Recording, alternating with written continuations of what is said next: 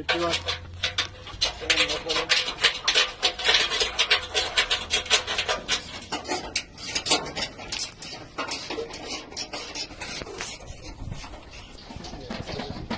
Bildir olmayınca zor oluyor. Tamam. Nasıl? İyice kaldır abi. İyice kaldır.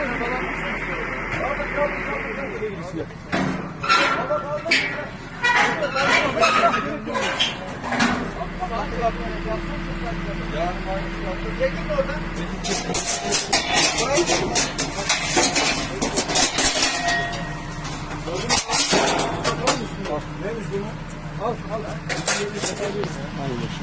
Eroin maddesi.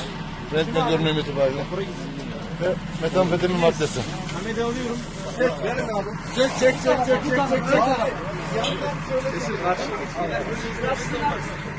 Ömer abi hazır mısın? Hazırım, çek. Zula içerisine hidrolik sistemiyle kasa şeker kalkar şekilde sistem yapılmış. Elektrikli.